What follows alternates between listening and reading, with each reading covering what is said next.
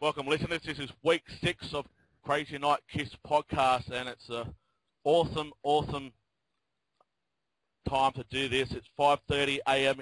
Adelaide time on a Saturday morning, and I'd like to introduce my co-host David Fowler from Melbourne. G'day, Jamie. How you going? David. And without further degree, I've got John Regan on the phone and Todd Howarth from America from Frehleys Comet. How you going, guys? Hey, What do you guys do? hey, John. Hey, Todd. And I just have to apologise to John. David was snoring his head off about 2 hours ago. I gave him a phone call to get himself out of bed. So I can't believe you're calling us this time of the morning. You guys are real troopers. Yeah, it's a Saturday morning, so it's all good. I got to play Aussie rules football in another 6 hours time. So it's all good. It's all good. I'm drinking plenty of coffee and Barocca, so it's all good. But let's get this show rolling, shall we? There's so much things we can talk about. We can talk about Frehleys Comet. Also, just recently, Todd Howarth and John Regan did a tribute special and put a song together on Mitch Lafon 40th anniversary World with Heroes, who was our friend from Three Sides of the Coin. And I'll just have to ask straight out, how was it going back into the studio together after all these times? And yeah, how did it come about with you guys? Did Mitch approach you, or you approach Mitch? Go ahead, Johnny. You want me to handle this one? Yeah, go ahead. What happened was I happened to get in contact with Mitch on Facebook, and I started to look into this project he was working on, which is an amazing cause for Canadian Cancer Hospice, and it was a KISS tribute record, so you got two amazing things right there. So I asked Mitch and offered to be of any assistance or service possible, and I ended up recording a track, Deuce, for the project.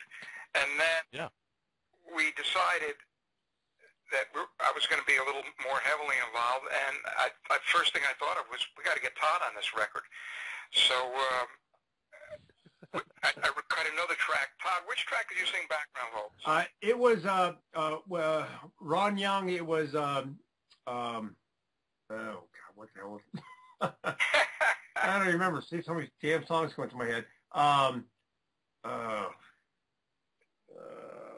My brain's just ticking here. I can help you too, Todd. My brain's ticking what song you sing.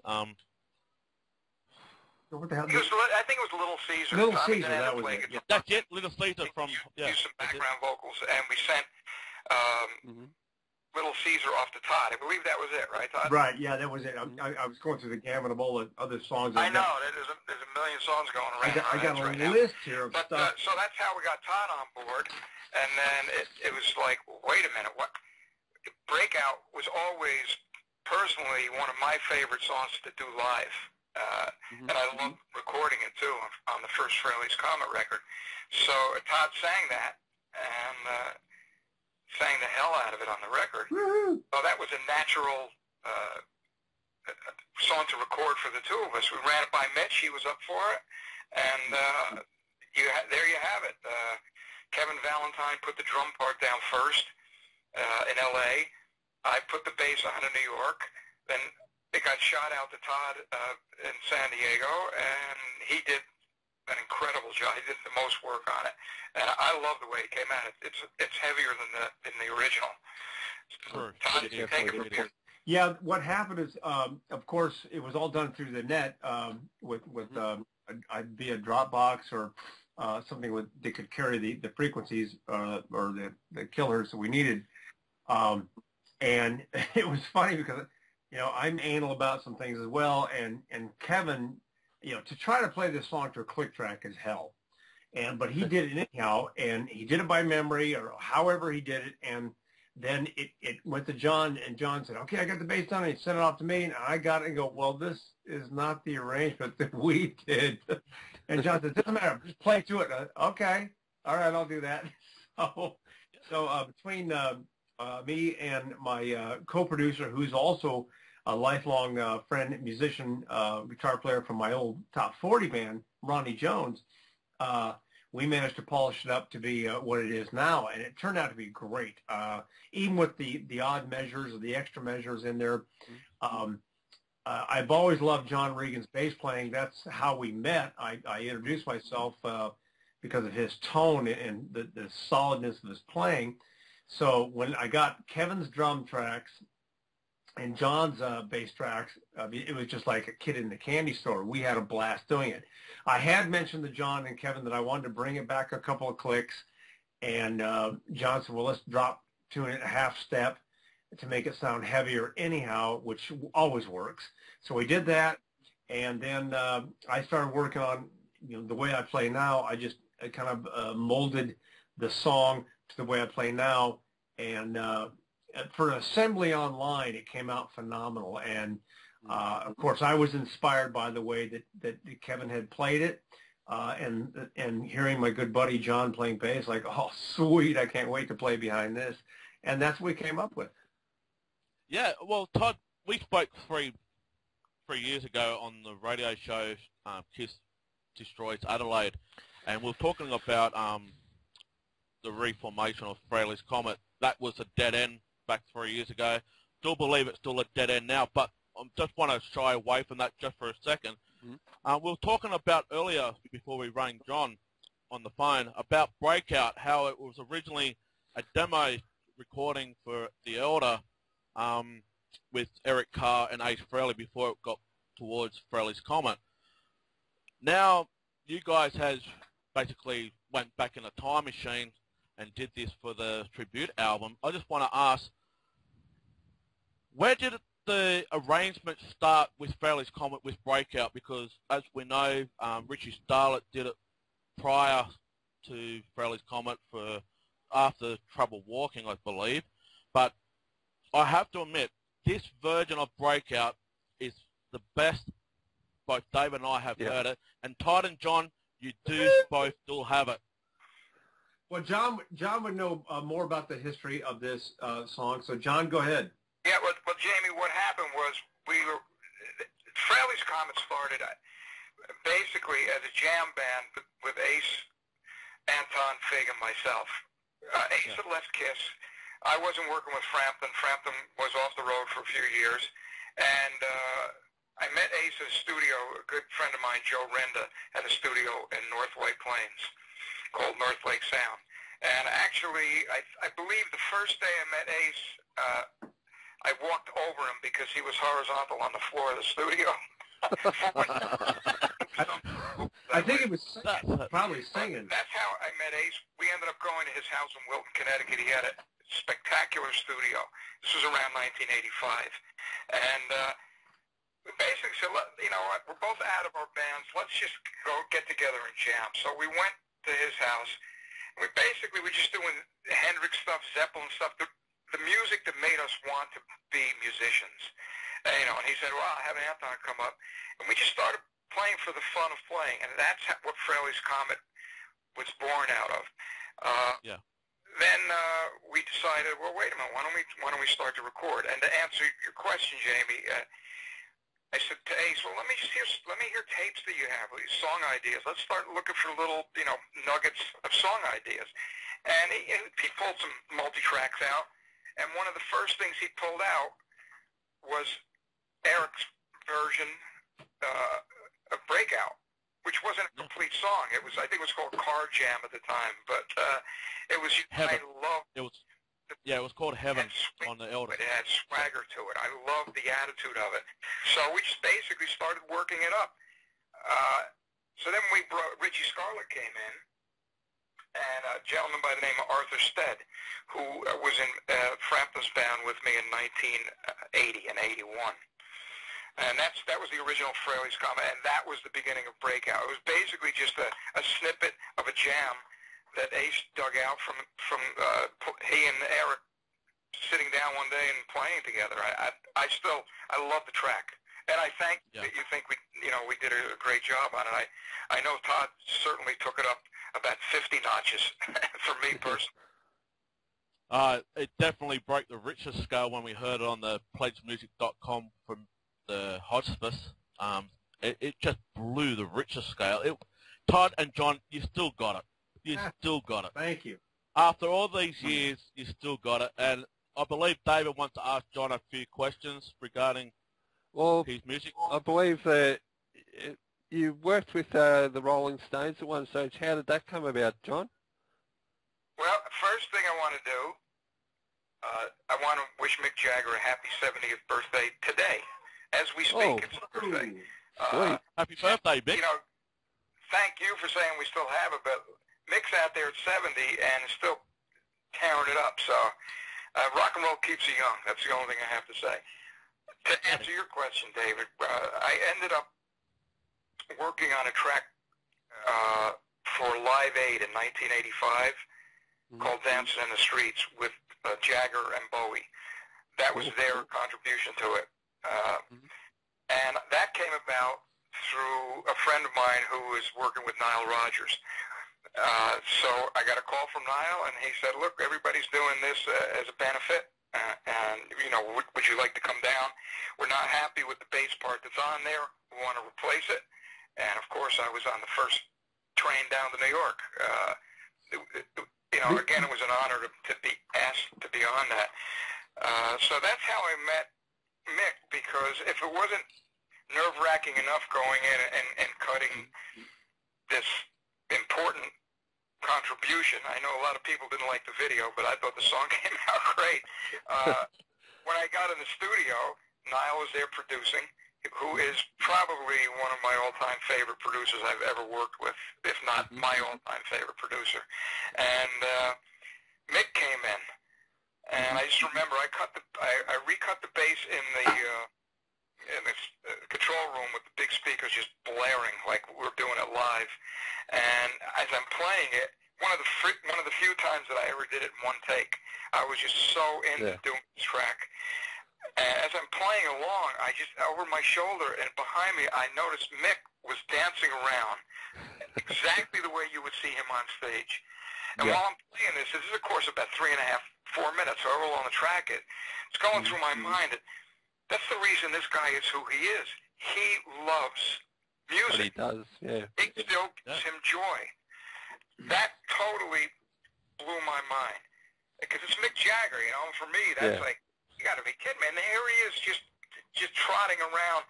And I think he might have had a little handheld tape recording, and he was humming horn parts into it that he wanted to maybe put on later after I got done, and then G.E. Smith put some guitar on it.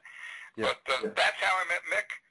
And from that, I was at a recording studio, the same studio where I met Ace, North Lake Sound in White Plains, and a call came in a few months later. And, you know, somebody rang me in the control room there and said, you know, Mick Jagger's on the phone. So I said, yeah, right, yeah. Yeah, the Pope's on the phone too, right? I didn't believe it. I said, well, you know, maybe I better take this call.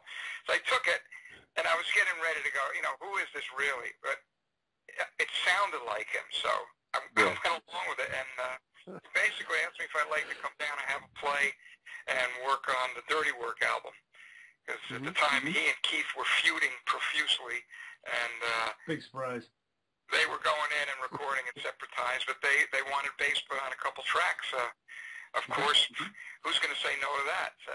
That's how I ended up on the Stones album. And track called Winning Ugly. Did the complete bass on that, and then ended up starting One Hit to the Body, replaced the bridge part, and then a call came through. It's about midnight. Keith was on his way down. He was not in the best of spirits, and he had a gun with him. So the session wrapped up in about 15 seconds. We left through the roof on 48th Street, called Ray Track. Wow. That was my night with the Stones. But that's just a great history for both David and I. I mean, I never knew anything about the Rolling Stones. David was the one that told me about 2 weeks ago when we were lining this interview up. And Todd, we know that you worked with Cheap Trick, Ted Nugent, 707. Well, that was one of your first bands that you played with. Leading up to Frehleys Comet, you had a different resume compared to what John Regan had. Yeah, it was different. It's primarily from the West Coast perspective, I guess. which oddly enough, 707 had come from, Detroit, Michigan, and migrated out there, and I enjoyed their material as well, what I heard. And then with with Cheap Trick, I ended up playing with people that were associated with them from Chicago that were transplants as well. All the time I was very much into Van Halen back then, being the California band. I mean, being just big rock type of material. So I think that my influences were very heavy bluesy, melodic rock, and that's when I saw John playing with John Waite from the Babies on the Missing You tour, I guess it was, and that's when I discovered that solid rhythm section and went, holy shit, this is great stuff, because I play behind the beat as well on guitar wise, and I sing a little bit behind the beat, and I appreciate that. And so the spectrum of influences between John and me are huge, but it's amazing how close we are as far as when we play. And I know that when John and I eventually start tracking or playing again together, it'll be like we never, left. And that's been, John and I haven't played together in probably 26 years. That's it. That's right. Yeah. Yeah. Live. But not it would have been live. 1988, right? Right. Yeah. So. And I'm so looking forward to it. I mean, we did a great job through the internet to do a breakout, but all the time I'm playing, and to make that track work, I really had to, and John did. He had to kind of split the difference between the click track and feeling, and that's a hard thing to do and emulate the live feel. But all the time I was doing that, I was thinking, well, I can't wait to play with Johnny live, or just three-piece tracking. Like John, Anton, and I used to do sound checks without Ace sometimes. Of course, when Ace come in, it was good too. But when we just did it three-piece, it was like, oh, this is just great. I just have to ask one question about the re-recording of Breakout. Do either of you get lost in the moment in the studio when you did it? Go ahead, John. I did. I mean, I was cutting to just the drum track that had additional measures added to it, which I thought was cool. It took me a while because when you're used to playing something one way, you're stuck in your alleged brain that way. So it took a while for me to get into it, but once I realized where those extra measures were, it just felt great to play. I mean, I got to tell you, what Kevin did, anybody that can emulate anything that Anton Fig does is just a legend in my book. And he did a great job at it. And he did it by himself, playing with no one. I don't even know how the guy did it, to be honest with you. To me, it's magical. But when it got to me, it had a great feel, and it just felt phenomenal to play it again. I really, really liked, how he approached it. There were many times over the years with Frehleys Comet, when Anton, got the Letterman gig, we ended up auditioning drummers. From time to time, we'd get the breakout, and it was just, they couldn't do it. And a couple of them actually would come up to me and go, I hope you realize that Anton, when he recorded that, made some mistakes. And I'm thinking, now the only mistake is you can't play it yourself. Because Anton, his limbs are so independent. It blows my mind. Sometimes you listen to what he's doing. It may sound simple, but if you try to play it yourself on drums, it's very difficult. So, to me, that song just really showcases Anton's drumming, and Kevin did an amazing job on it. Well, the song, every time we played it live, it wasn't the same. I mean, John and I we'd play it, and Ace, and Ace, of course, we'd play it, and then there's certain cue spots where you had to look back and see, well, where the fuck is Anton? Okay, he's right there. There we are then. I mean, there's no usual meter to it. So every time you played it was a different imprint of the tune. And, I'd made some perfect records before, most of my solo stuff, where I corrected all the mistakes. And I got to tell you, fucking boring. Nobody cares. You know, when you get the energy with the mistakes and the idiosyncrasies of time and measures, it's a far better performance because there's energy there.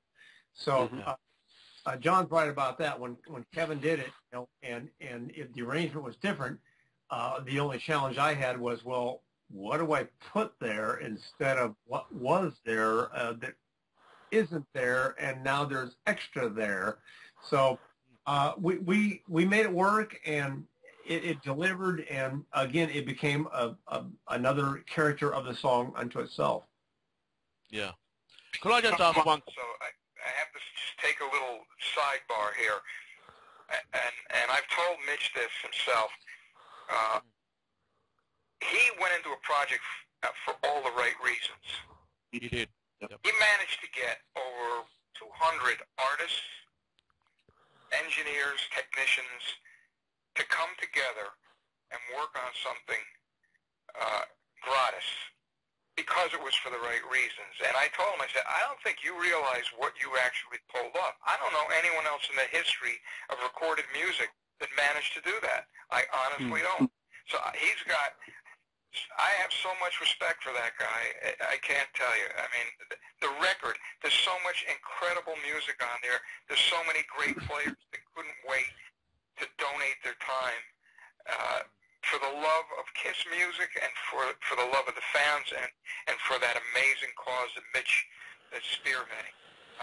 I understand he's like almost 100% over his goal, and it's just growing by leaps and bounds. And it just goes to prove that when you do something for the right reasons, good things happen. Because Todd and Todd will tell you, we've been trying to figure out, for 2 years, I wanted to do a Frehleys Comet reunion to mark the 25th anniversary of the release of the first album. And I could get nowhere with Ace. I actually went as far as getting in the car and going down to one of these autograph signing things he did last October, and just waiting online like anybody else, just to go in and get to talk to him, saying, why don't we do this for the fans? I know when I was in Australia with Frampton in 2010, there was a lot of interest. There was a lot of interest in Brazil and Argentina as well. And he just kind of went, I don't know if I want to do it. I think that if anything's going to happen, John and I, we were talking about this, John, before you got on. We've taken this opportunity to hopefully get out there and do some shows with an semblance of a band, and we'll take it as far as we can. If in fact we become successful with it, I think there might be more of a propensity for Ace to want to do it, but it's kind of a thing where the foundation has to be done, the hard work has to be done before perhaps he will see, hey, this is a gold mine. Yeah, well, we've been saying that for a while, but the fun part of it is going to be for John, myself, and a couple other players to get out there and lay that groundwork. And again, we're doing it for the love of the project, and who knows what's going to happen. But we think there's still a good market out there, and we are willing to make some concessions at this point in time to get back out there and see if we can drag some people in there to enjoy the past. Yeah, my point being, we've got Mitch to thank, because this was, we kept trying to make this happen, and it's not that it happened out of a project, you know, such as World with Heroes. It's happening for all the right reasons at this point, because I've also knows you really can never force things in life. No. So we've got a great guitar player by the name of Sean Kelly. He's a Canadian lad, and he's a great player on every level. He plays amazing classical guitar. He plays with Nelly Furtado, but he's like an 80s metal head. And he's really looking forward to playing with us. And hopefully we can get Kevin Valentine if his schedule fits. You know, or there's, Sandy Slavin was in the Frehleys Comet for a while, or the Ace Frehley Band, or whatever you want to call it. He's a wonderful guy and one of my favorite drummers.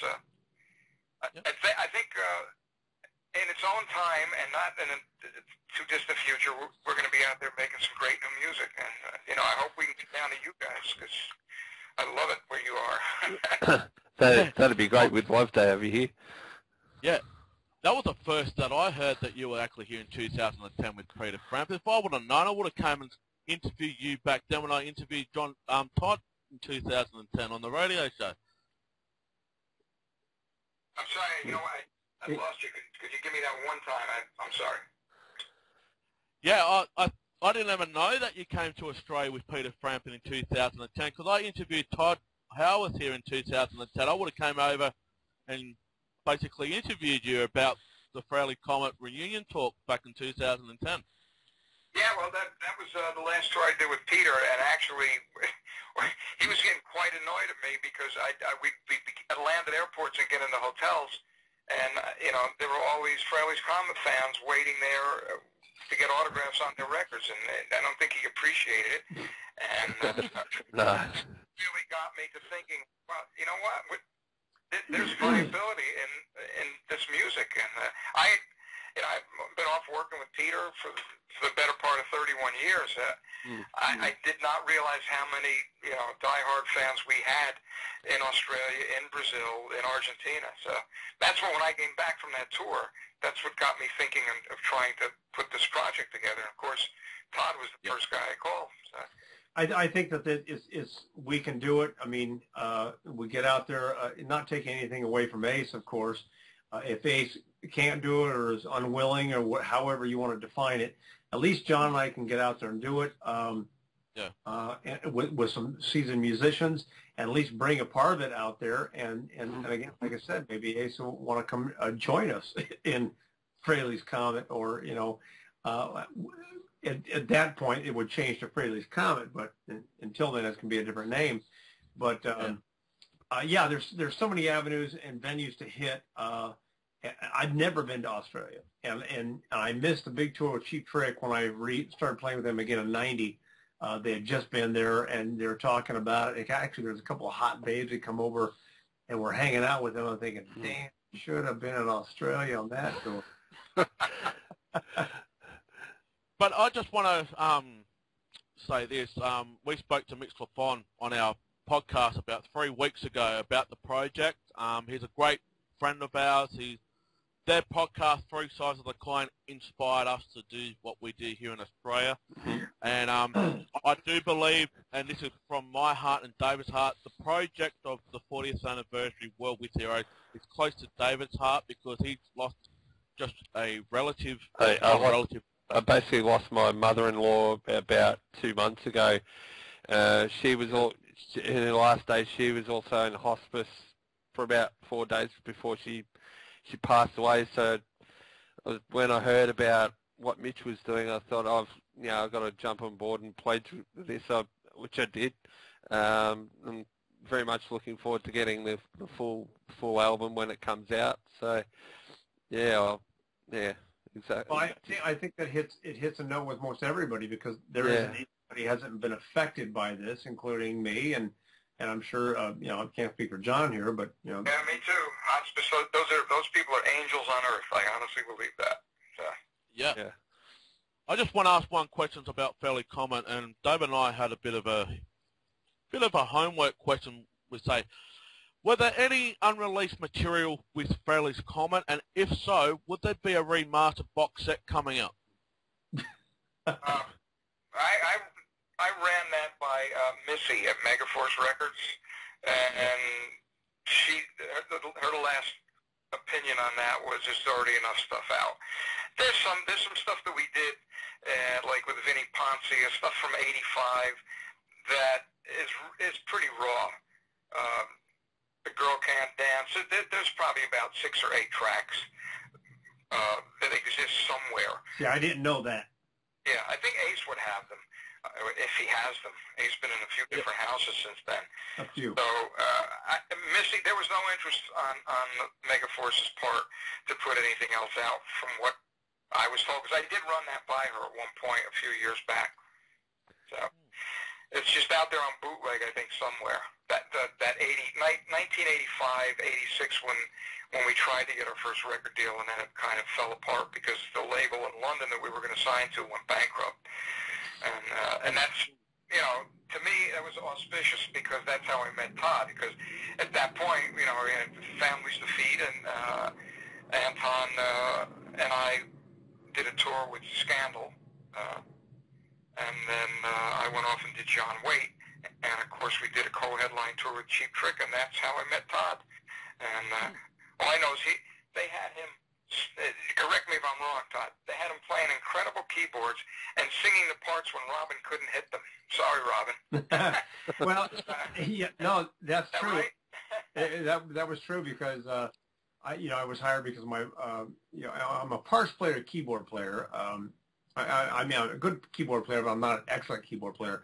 But my vocal quality is very close to Robin's, so I was hired because I could double up and I could also do the high harmonies. And John noticed that, just like I noticed his playing, and it was a lot of fun. I mean, I think I probably enjoyed Cheap Trick more when I wasn't playing for them. No, I hear you. It's just, it's like, and I still think they're the greatest underrated American rock band, one of the greatest American rock bands of all time. Yep. But yeah,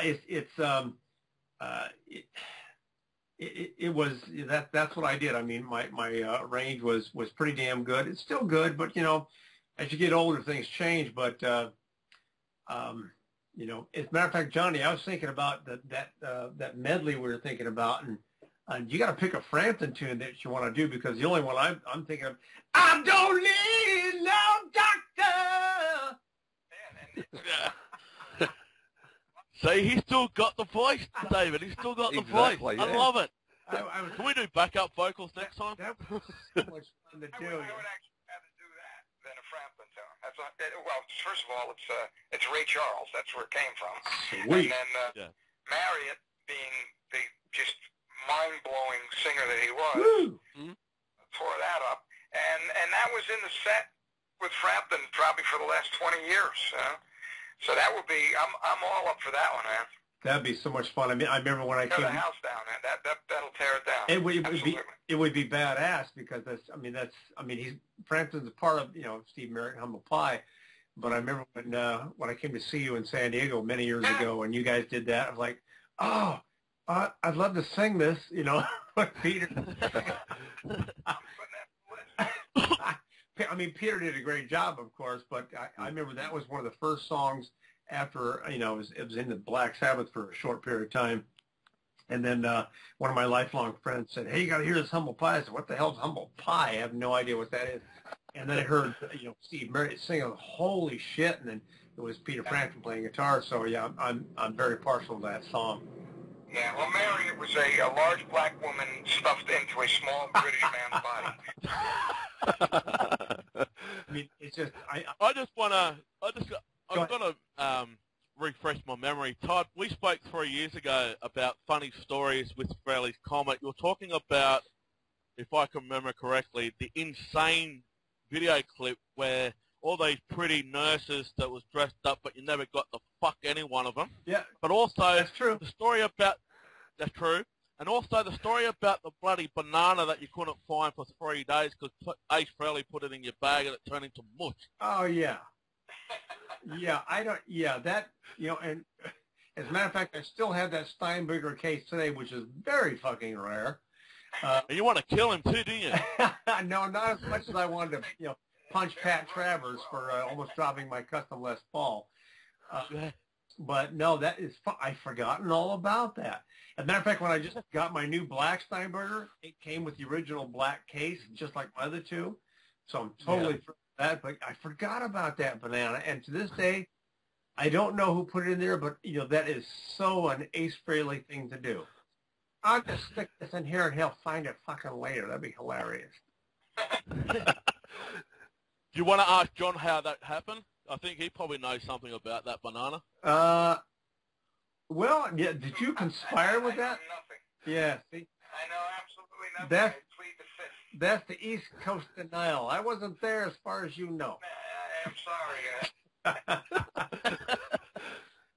wouldn't put anything past Ace. I mean, he was a pretty fun guy to be around. He was. I mean, we had, in the height of our, when we were having a good time doing the Frehleys Comet stuff, I mean, we all had a blast together. I mean, everybody goes through their dark periods of emotional whatever ups and downs, but when Frehleys Comet was in the apex of the last incarnation, or the most popular incarnation of it, we had a great time. I mean, and that's something that I think that John and I remember and enjoy, and we hope to bring that back.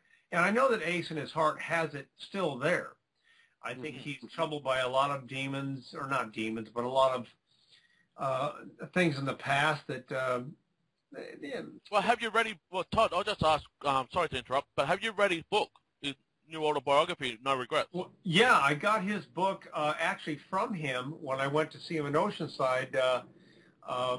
That a friend of mine who's a fan, actually a vocal student, had gone up and said, hey, Ace doing a signing, you should come up. I said, I had no idea about this. And he got Ace to stay while I drove up there to see him. And I didn't get to talk to him very long. But, yes, I did get his book. I read it. Very good stuff, some stuff I did not know, as I don't know, the complete history about Ace.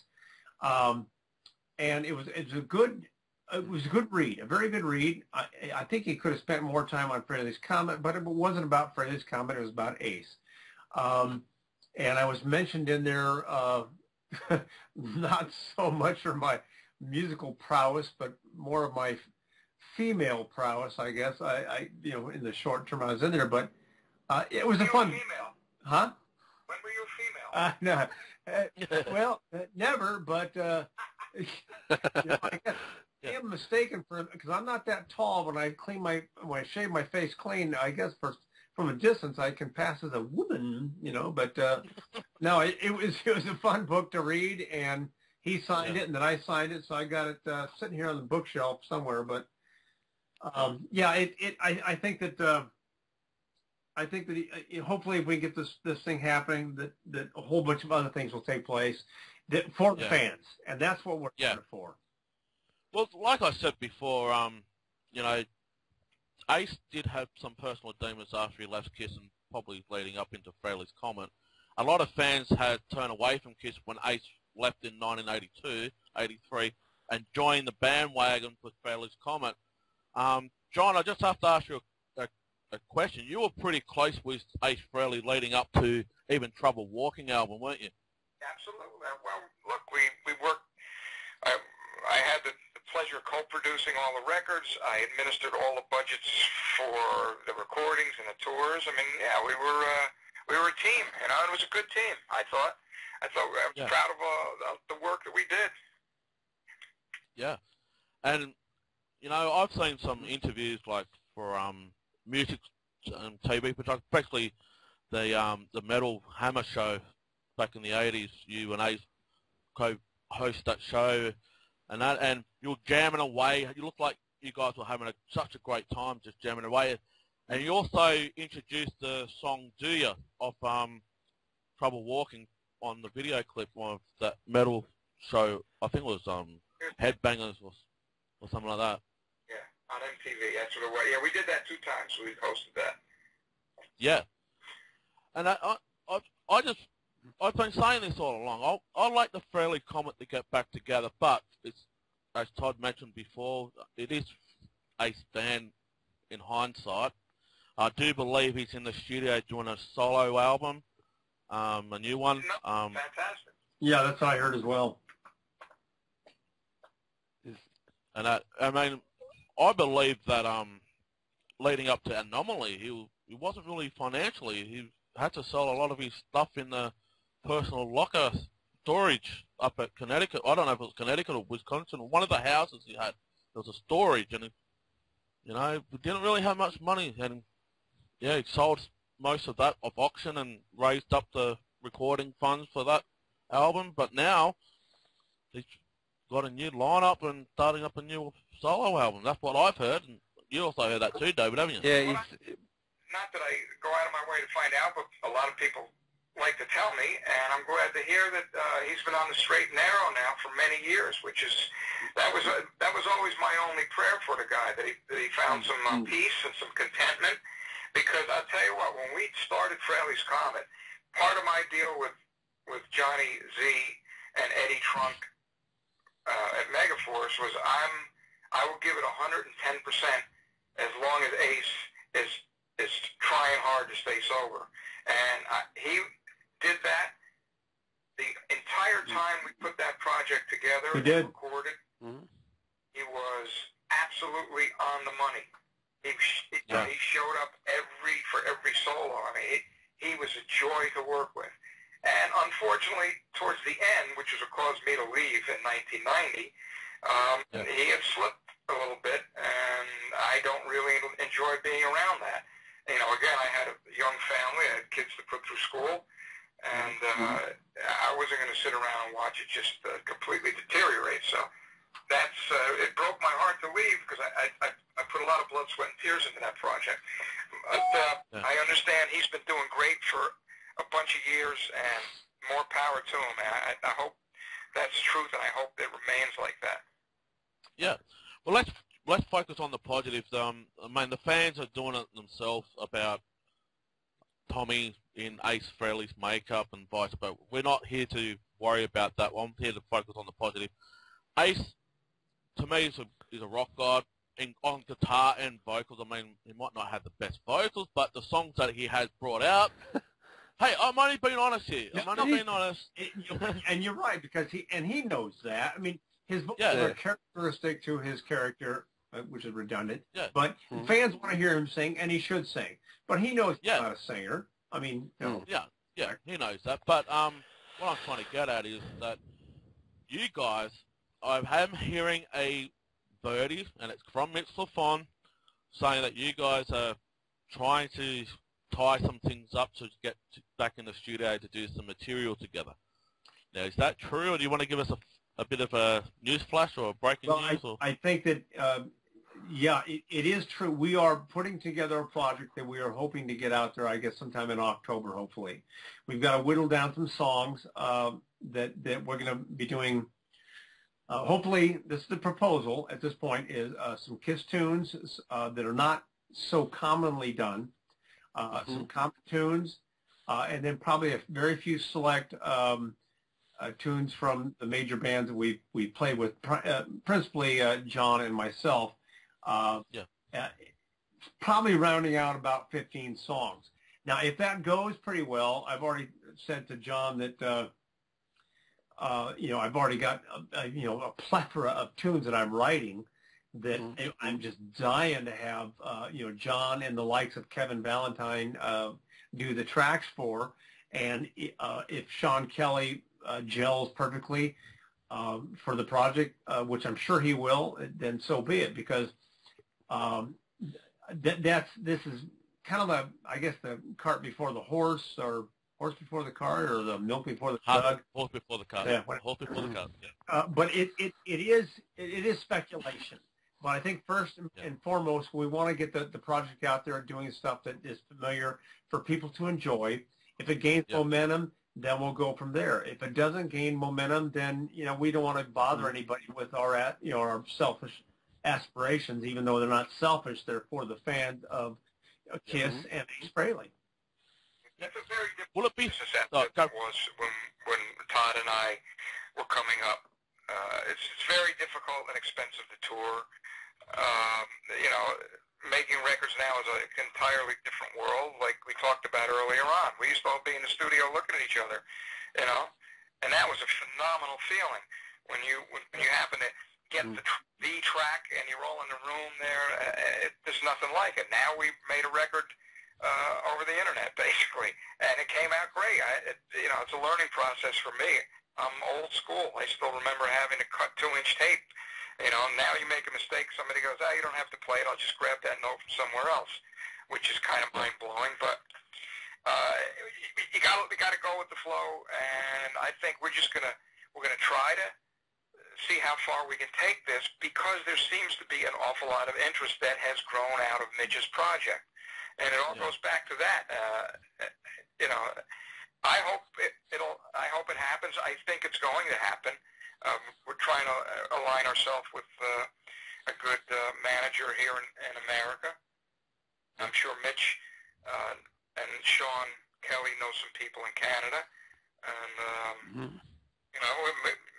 last time we were down, who who do we work for in Australia? Andrew, who's your big promoter down there? Oh, Andrew McManus.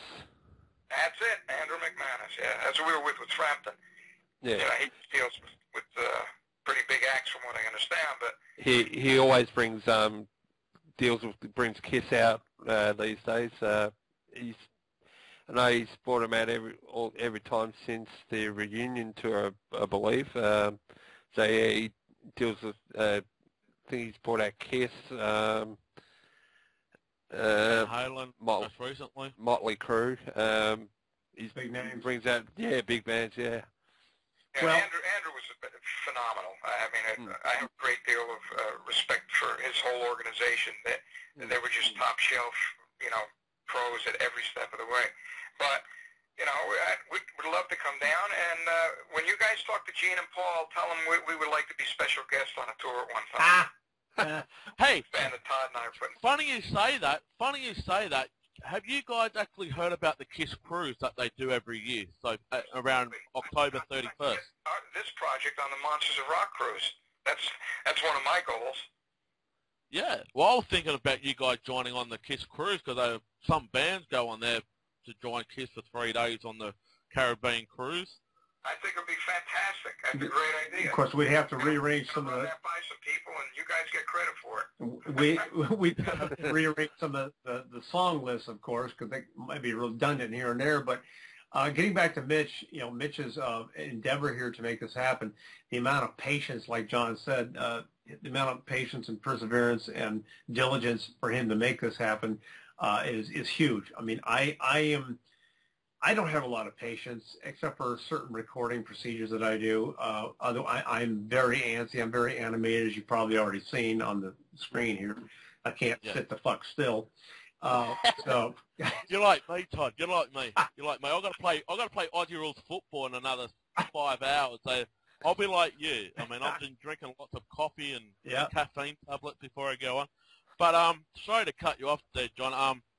There's a couple of questions I want to ask, and I want to pass over to David because he hasn't said a bloody word. I'm taking this turn. I'm back to sleep. I know what he did. I'm awake. I'm not taking all the spotlight here, David. You know, it's all good, mate. Got to respect me elders. All you guys are older than me, so it's good. Willed. Yeah, I'm just wondering. I'm thinking outside the square. Could Todd and John do like a Frehleys Comet unplugged segment without Ace? I know I'm thinking big here, big dreams. I'm a big dreamer. But could Todd and John organise like an unplugged, like Kiss did for 95 MTV Unplugged? Just play the song that people haven't heard. I mean, well, actually, yeah, anything's possible. I mean, John can do anything, and I can do anything as well. So it's very doable. I think that'd probably be maybe a second or third step based on trying to get the momentum of this project out first. Once there's genuine interest where we can sustain the project on a very strict budget. I mean, I'm at this point, I'm going to be traveling with 2 guitars, and then, you know, we'll have the back line wherever we play. All I need is a keyboard and a 100-watt Marshall, and I'm happy. So yeah, it's very doable. But I think once we get the interest peaked in what this project is doing, then yes, I mean, I know John would be. I'm not speaking for there, Johnny, but I'm pretty sure he would be up for doing that as well because. You know, it's always a different monster to do stuff acoustically, but any good song that is popular should be able to be done acoustically and that unplugged type of feel. Yeah. So, Todd, do you think we should try Juvenile Delinquent Unplugged? Well, see, Johnny and I had an idea of what that lyric was going to be or the melody before we ever heard it. And we were saying, how the hell is this going to work? Because sorry, guys, that's an inside joke between Todd and I. I mean, well, I'd love to actually hear. I know Todd doesn't have acoustic guitar. I'd love to hear Juvenile Delinquent again. Well, I can do a little bit for you right now based on Johnny and my interpretation of what the melody was going to be, because we're in the studio and I hadn't heard what Ace had in mind for the melody. And being a singer over so many years, and Johnny picked up on it too. He goes, The lyric was "Don't let me hear them call you a Let them juvenile." call me a juvenile. Right. So we were doing it in cadence to the songs, like, and the way we heard it was like, "Don't let them call you a juvenile delinquent." I go, how the hell does that work? And then Ace, and we laughed, not at Ace, of course. It was just the whole idea of where's the song gonna go. And so when Ace came in and said, "Don't let them call you a juvenile delinquent," oh, okay, that works, because we didn't hear that. We heard, "Don't let them call a juvenile delinquent." It's more like a chant. So, no, I can hear it. I can hear the trumpet players playing that now. I'm hearing bagpipes and stuff. What? Yeah, I think bit similar to Long Way to the Top when Bon Scott playing the that's the bagpipes. whole gangster thing now, Yeah, it very much. Anyway, we digressed. I like your idea, guys, about the unplugged concept. One of my favorite songs that Todd has ever written and that we ever recorded was "It's Over Now." Yeah. Thanks, Johnny. We can do that one. I love it. Yeah. No problem. That works. That's the perfect example of a great song works. That would work any way we played it. So. And there's a lot of validity to that, and I never understood that when I was younger, about a really good song could be done any way possible. And I've written some songs that are so intricate that you can't do them any way except for the way I recorded them.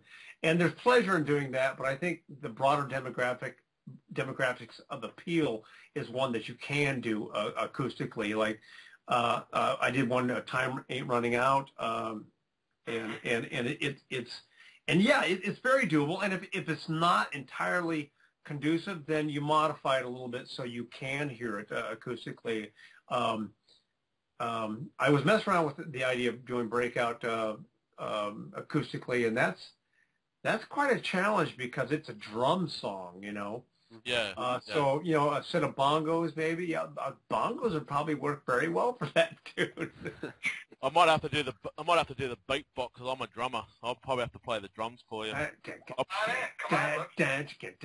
But it will sound like 7 years too long. Yeah. Bongos.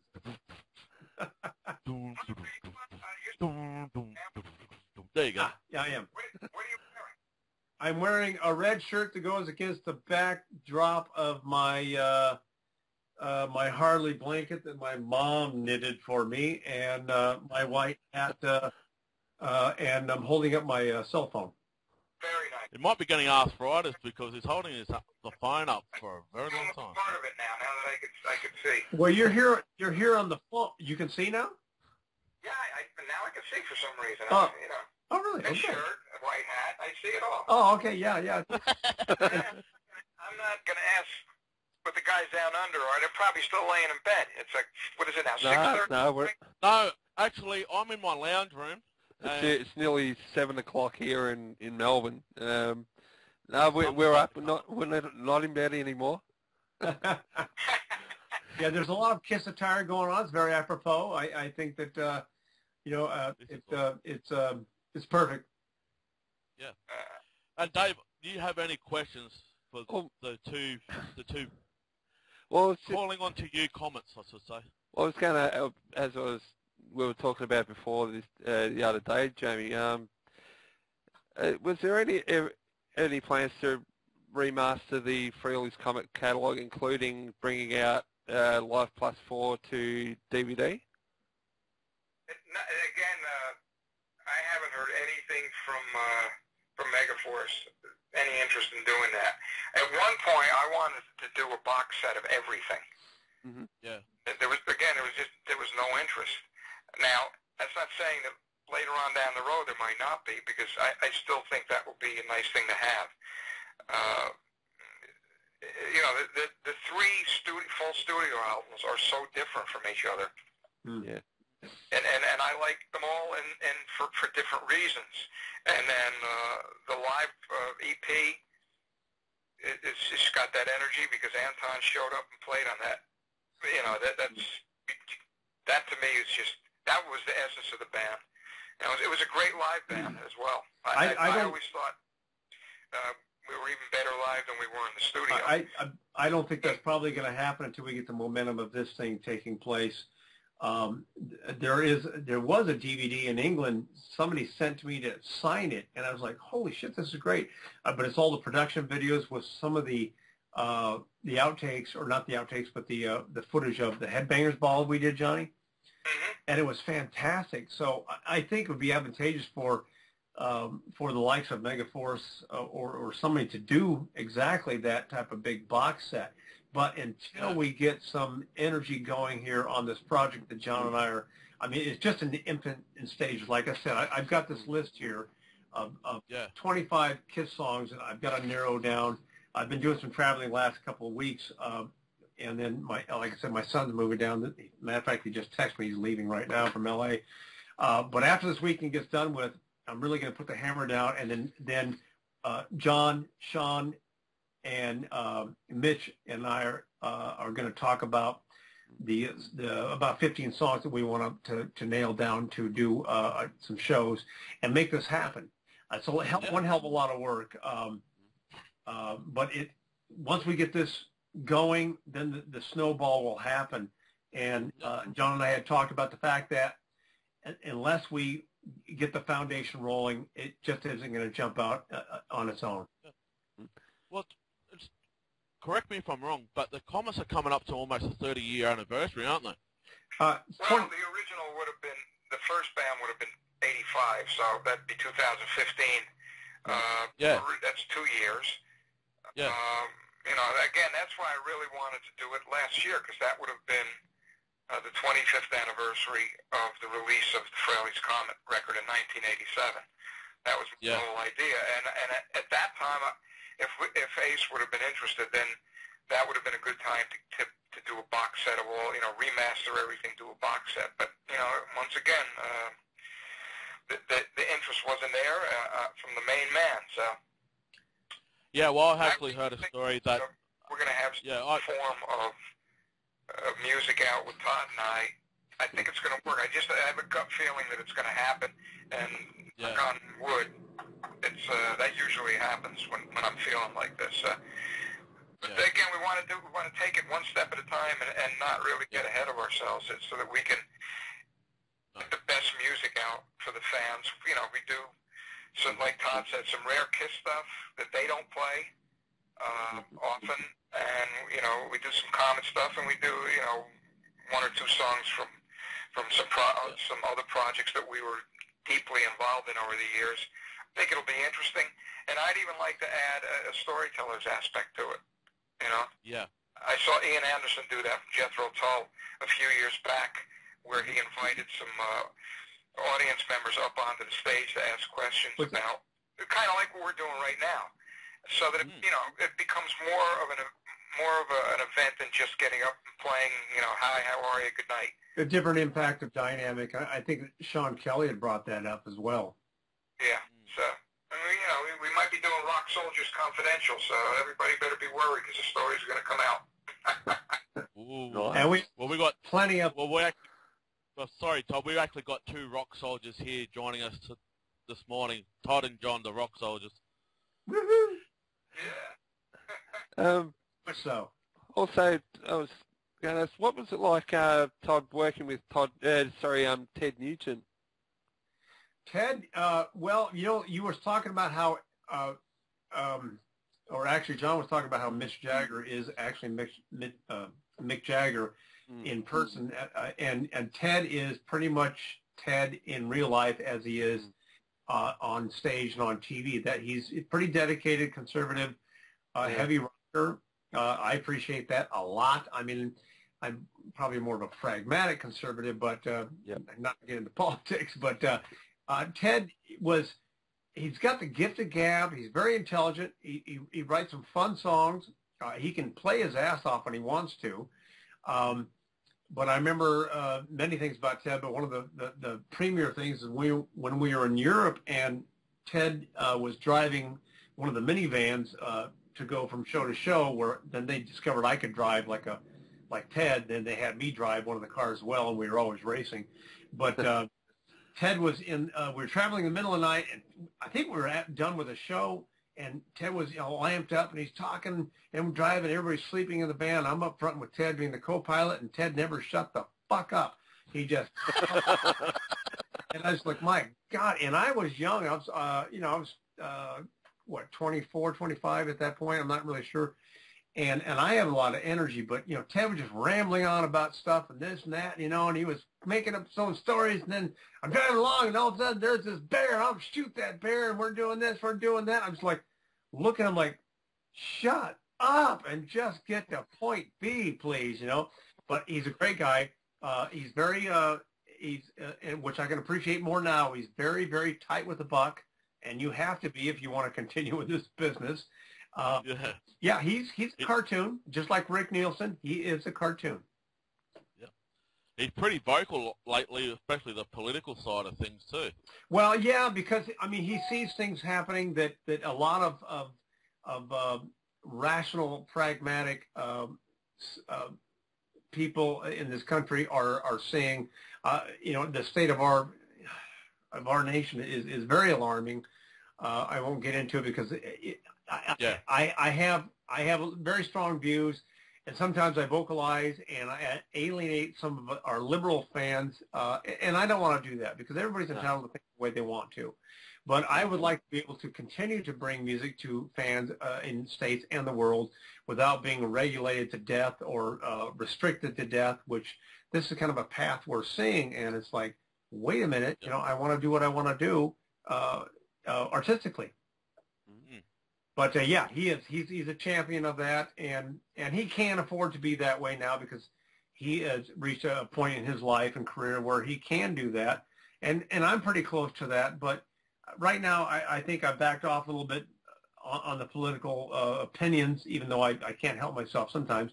But I want to just bring the music back and let's enjoy this. Let's do this and have everybody enjoy this and understand that I'm for the survival of the states, if nothing else, for at least an artistic value to share. Well, I've got two questions before we wrap it up. One question, what do you think is the difference now compared to what it was back in the 80s, the music industry? I mean, where I'm trying to come from is like down here, down under, we're not really getting enough music, especially from Frehleys Comet. When you guys were together, we weren't getting the great deal. We were getting video clips and blah, blah, blah. But as a whole spectrum, no one really took knowledge of what you guys did. And it just gets up my nose that you guys weren't really getting the credit offshore besides England and whatnot. But here down under, do you guys ever got approached by anybody from Australia when you guys were touring together? And obviously, back to my original question, what do you think has changed in the music industry now compared to what was 30 years ago? Well, John, you want to answer that first, or you want me to go? Yeah, I'll give you, my personal opinion. What has changed, and this started many years back. In the United States, you had labels like Motown, which was Berry Gordy's vision, right? You had Atlantic Records, which was Ahmet and Neshui Erdogan's vision. You had A&M Records, which was Herb Alpert and Jerry Moss's vision. Personal visions with their personal stamp on it. Subsequently, these were people who absolutely loved music. As time went on and corporate America got involved and started buying out these visionaries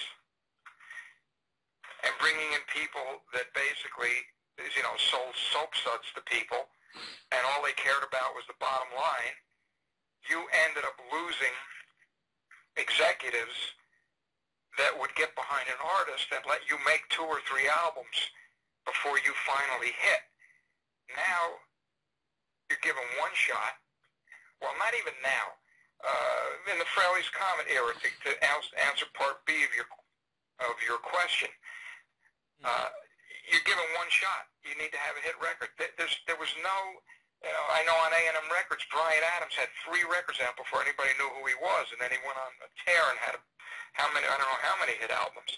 But that didn't happen when we were doing Frehleys Comet. You were given 1 or 2 shots, and that was it. On to the next thing. And also, the labels all were just concentrating on U.S., Canada, and Germany, because that's where you sold the bulk of records. And they just ignored the rest of the world. I know personally, I tried to get the Frehleys Comet catalog released worldwide, and they didn't want to do it. I mean, the first album almost went gold, and it interestingly enough stopped. It stalled right before gold. Now, without going into too much detail on the business end, once it went gold, then they were required to pay us more, which, by the way, nobody really ever saw hardly any money on that whole project. That's the way it worked. Yeah, there's nothing. So that's why we didn't end up in Australia, because they were just looking at maximizing and grabbing the money where they could grab it. That attitude brought apart the destruction of the recording industry as we knew it back in the day, when it was going really great, and the Zeppelin and the Beatles and all that stuff, to the point where when kids could download music for free, why the hell should they pay $18.95 for a CD that had 2 good songs on it? Right. So that, to me, the corporate structure brought down the creativity of record labels that were personal, and that's where the best music came from. You know, all of those people that I mentioned had specific visions of what they wanted their label to be, and they nurtured that. You don't have that anymore. You just have, like, you know, Universal, they put out just a bunch of whatever they put out, and whatever sticks they work on, whatever doesn't, you know, next, you know, the kid ends up working back at McDonald's. We didn't have the lifespan that was needed, I think. The Frehleys Comet that was popular only had a year and a half primarily to make a dent, so we probably didn't have the momentum or the popularity to get us down there.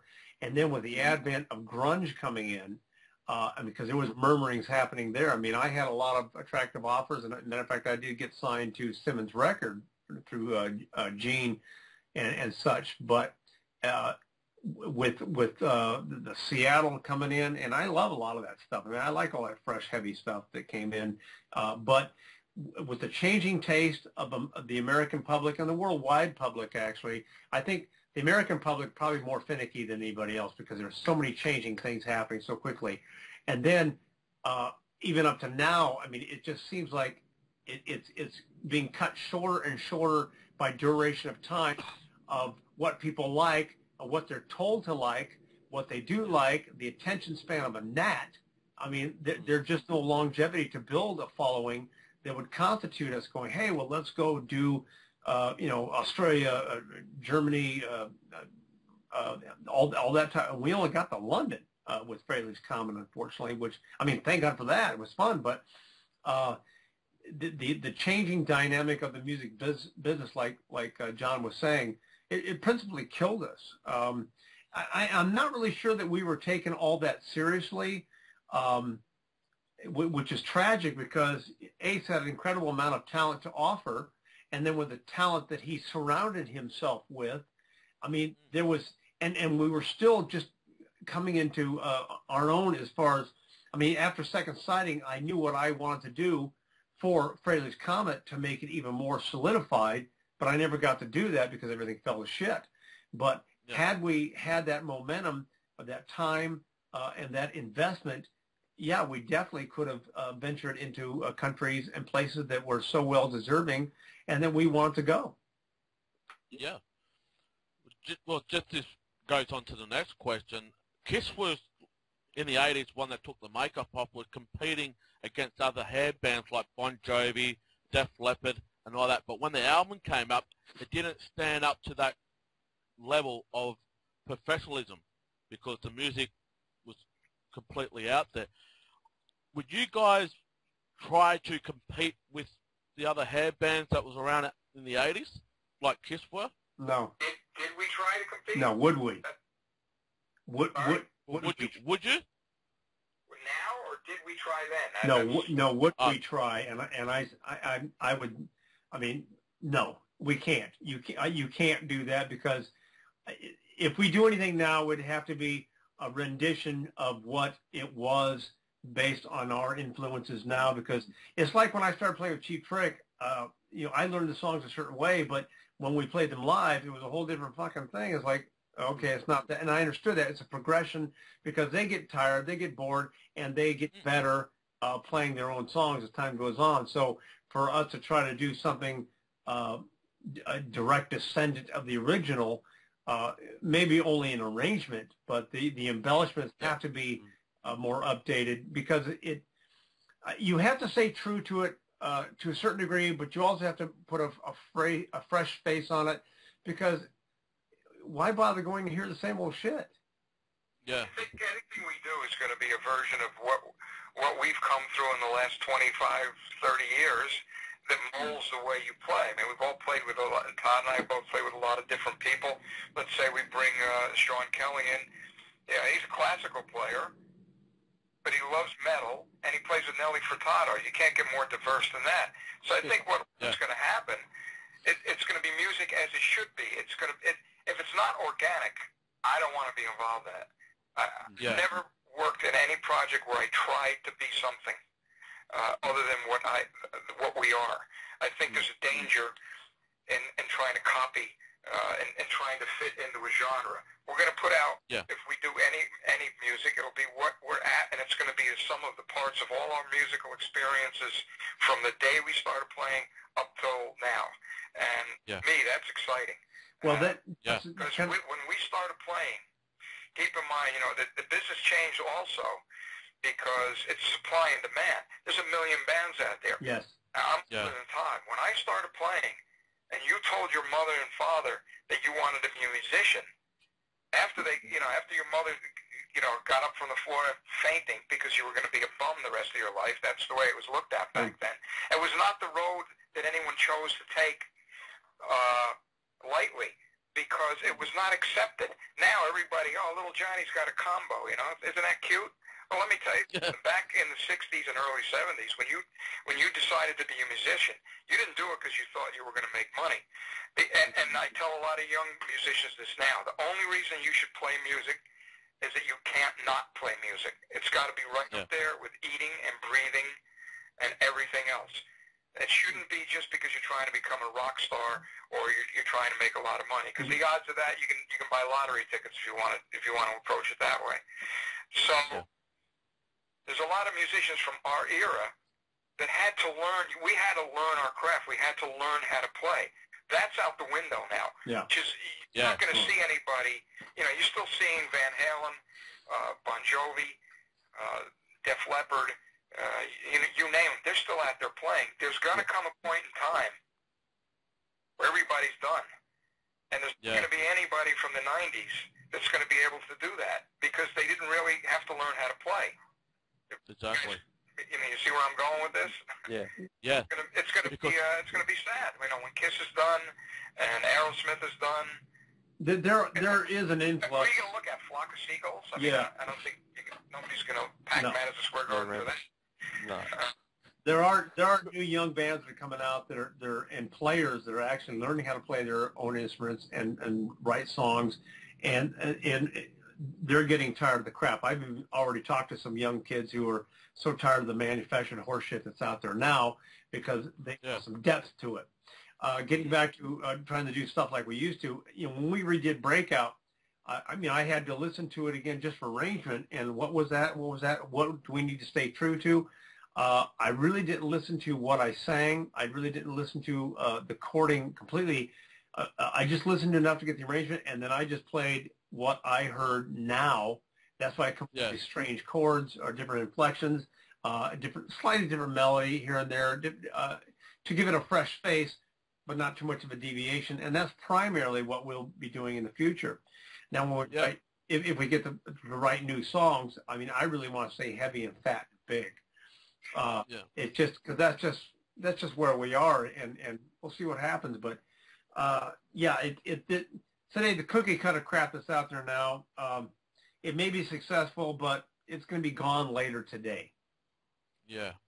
Well, just straight to what John was just saying, like the music in the 90s didn't really last the standard time, especially in the 2000s. I mean, the bands in the last 10 years, especially here in Australia, has not stand the test of time. Bands have deformed after 7 years here in Australia. I mean, there was a band called Jet, probably only brought out 3 albums, that's it.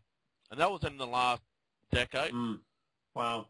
And it just, I just hate seeing the X Factor, American Idol type of artists that think they can, I mean, hey, all credit from them. There's some great talent in that. But the era that you guys were in, and also Kiss and The Who and Led Zeppelin, the icons of rock music, I call it, when they go, when the water's settled, I reckon there's going to be a big hole to fill when all that's been taken away. I mean, nothing lasts forever. And I think that what's going to surface is the true musicians and true artists.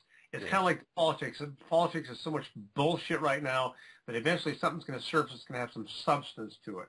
And when that happens in the music field, which it is happening, and there's young players that are coming up that are fantastic, and they are going to surface, and they'll be the new normal, the new hopefully the new iconic rock star. I hate it when, and my son and I have this conversation about the loose term of rock stars, like anything that anybody does that's outside of a certain circle is deemed a rock star, and I really resent that because I never consider myself a rock star. I'm a rock personality. Mick Jagger is a rock star. Sting is a rock star. Paul McCartney, that kind of thing. But it's going to happen. But it's like quicksand. The shakedown is going to have to take place before the true icons are going to resurface or surface for the first time based on actual merit and talent. Yeah. And the other thing you have to keep in mind too, if you go back to the era that you were talking about when you had Hendrix, Zeppelin, when Kiss started, in America, and I'm sure in Australia, there was not a lot to vie for your attention as a youth. You ended up, I know the way it was here in New York, you were either into music or you were into sports. There was no internet. There was no videos. No distractions. There were no games. That was it. Those were your two choices. So now, it's just the nature of the beast. There's a lot more distraction going on right now. So I don't know if we will ever see a situation like you had where a band comes along that captures the entire world. Only because there's so much other stuff going on that you don't focus on it as much. Back then, you didn't have a lot to focus on. So you really dug into it deep. You learned about everybody. I mean, you knew all the names of the guys in the bands. You researched it. You had to go to a live show to see them. There was no MTV. There was no big screen. There was nothing. So going to a concert was even more exciting because you had the anticipation. It's the only place you got to see their faces, and now it's just unfortunately my take on it. It's just another thing to get involved in along with everything else, after your texting and watching your DVDs, and it's a different world now. Not going to see that era come back with Zeppelin and that. My feeling. I hope I'm wrong, but I wouldn't bet against it. It's probably a bygone era, and I think that if when we come back out in a form in a band form, we're going to play as we mean it, with depth, with solid delivery, a conviction, and I think that will translate into, of course, the fans that are of our age and probably new fans. I've got a lot of fans that are young, like, what are you doing listening to this stuff, because, I mean, I have influences. Sorry, Todd, that's also happening with Kiss right now, that the new generation coming along to the concerts and the music now. Well, I mean, and fortunately for them, I mean, they're so iconic that it's going to happen because they're, the younger kids are discovering the glamour, the iconic images, the energy, the fun, the entertainment of it all. And whereas this project, of course, we're not going to be, makeup and pyrotechnic ability, but we're going to. Hey, it'll be good though. It'll be good. A couple sparkles on the end of my guitar would be great. Yeah. Just have to find out what persona you guys were going to wear. Now, Dave, we'll have to get ourselves brain working here. We've got to design a persona for Tommy, for John and Todd here. Okay. If they want to go that way, this will be a good thing. You just got us something, Todd. What? with that spandex? Did you say something about spandex? No. Just persona-wise. I mean, you're talking about makeup and pyrotechnics. We can also. It's going to be a strong delivery because we're more along the lines of delivering the heavy-handed music aspect of it is more the entertainment. The fact that we have pedigree and the resumes of who we played with will only go so far. We'll actually go a long way.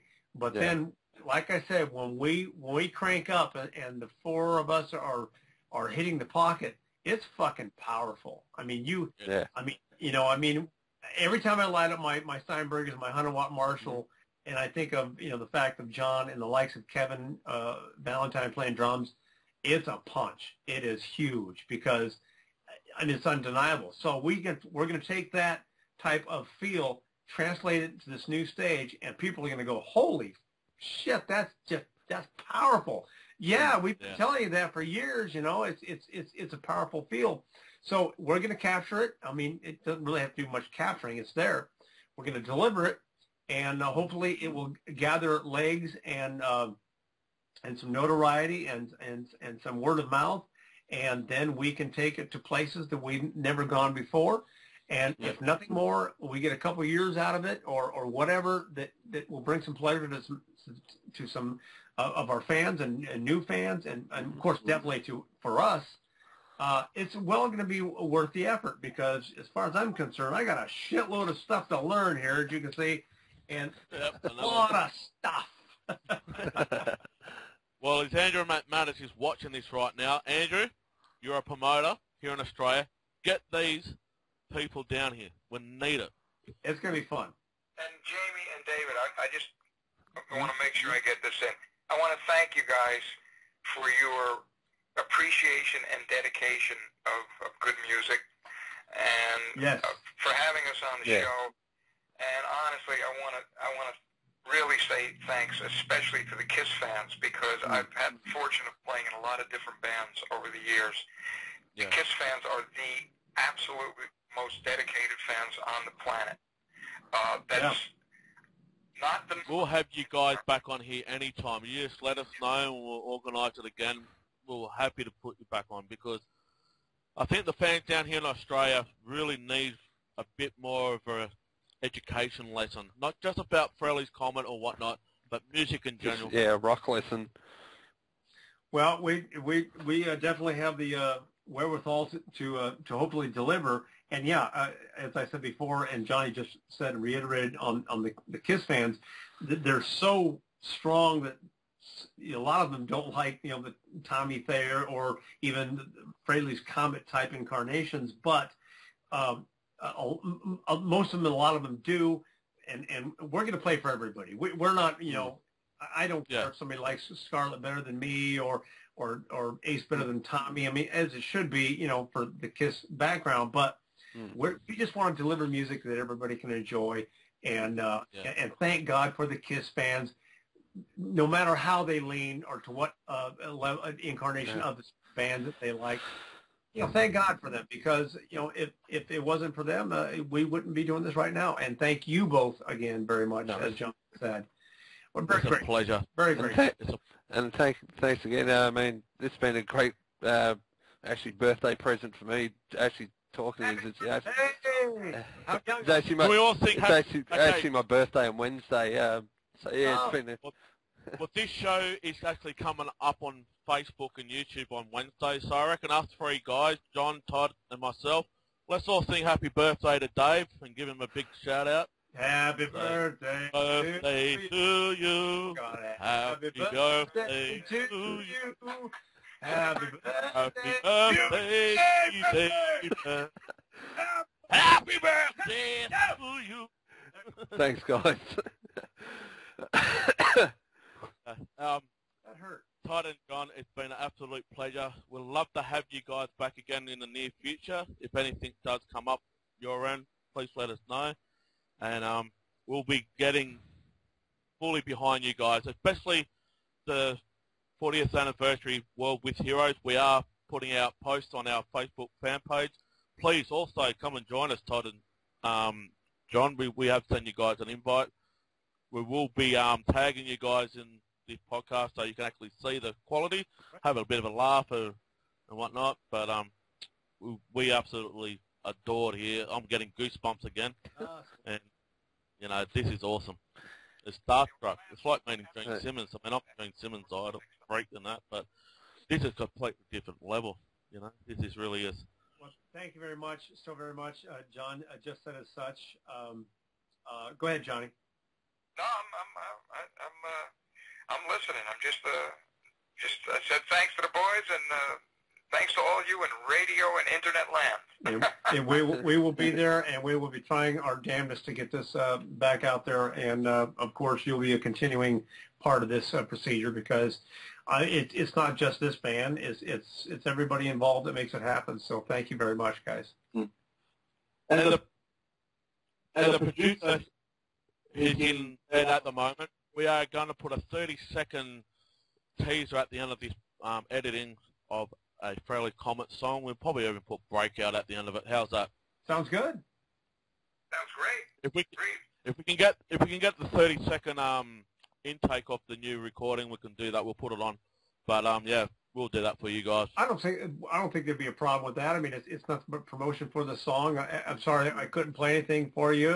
That's cool. It said no guitars here, which is odd. It's like I don't even have any pictures up of my career in my whole house.